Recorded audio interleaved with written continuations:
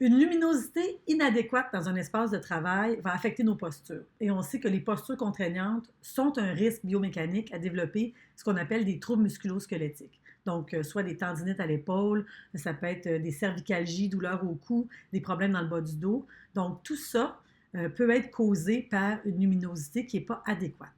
Dans cette vidéo, je vous explique comment est-ce qu'une luminosité ou un éclairage qui est excessif versus insuffisant affecte nos postures au travail.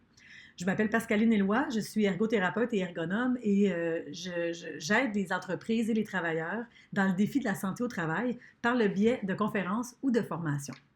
Donc, commençons par une luminosité qui est insuffisante.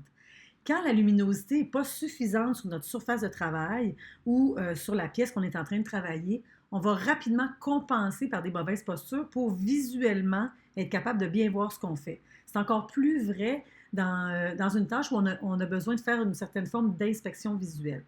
Donc, on va souvent adopter une posture qui va être penchée vers l'avant ou tout simplement une protraction de la tête vers l'avant, ce qui va augmenter beaucoup les tensions musculaires au niveau de mon cou et au niveau de mon dos pour essayer de me tordre, me contorsionner, essayer de mieux voir en fait ce que je suis en train de faire. C'est sûr qu'une luminosité qui est insuffisante a un impact aussi sur la fatigue visuelle. On va devoir forcer un petit peu plus la vision pour bien voir les détails en combinaison avec des mauvaises postures. De l'autre côté, une luminosité qui est excessive va amener d'autres enjeux. Par exemple, une luminosité qui est excessive, qui va créer des reflets ou des éblouissements importants, va nous amener dans des postures d'évitement. Donc, on va se positionner, se déporter d'un côté ou de l'autre ou vers l'avant pour éviter justement le reflet sur notre clavier ou sur la pièce qu'on est en train de travailler, par exemple.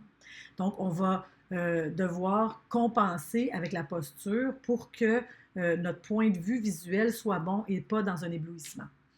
Quand il y a un contraste excessif, ça aussi c'est un autre élément important. Donc si ma pièce est très éclairée, ma surface est très éclairée, mon écran aussi, mais qu'en arrière de ça, j'ai une ambiance lumineuse qui est très très noire ou très sombre, ce contraste-là va amener aussi une certaine forme de fatigue visuelle et va entraîner tranquillement des mauvaises postures, soit vers l'avant ou en affaissement du tronc. Tout ça aussi amène des tensions musculaires. Donc, en résumé, c'est important d'évaluer dans la tâche de travail le besoin visuel que vous avez. Si vous faites une tâche où est-ce que vous devez voir les détails, vous devez voir la surface, vous devez voir pour de l'inspection visuelle, mais on ne veut pas avoir une luminosité qui est insuffisante ou qui est excessive parce que dans les deux cas, ça va influencer les mauvaises postures qui influencent l'apparition de troubles musculo-squelettiques, qui fait aussi qu'on finit nos journées un petit peu plus fatigués avec des maux de tête ou de la fatigue visuelle. Si vous avez aimé cette vidéo, je vous invite à la partager. Si vous avez d'autres trucs par rapport à la luminosité, je vous invite à les mettre en commentaire.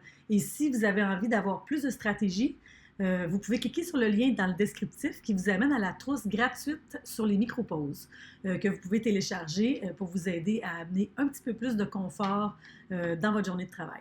Donc, merci pour votre écoute et à bientôt.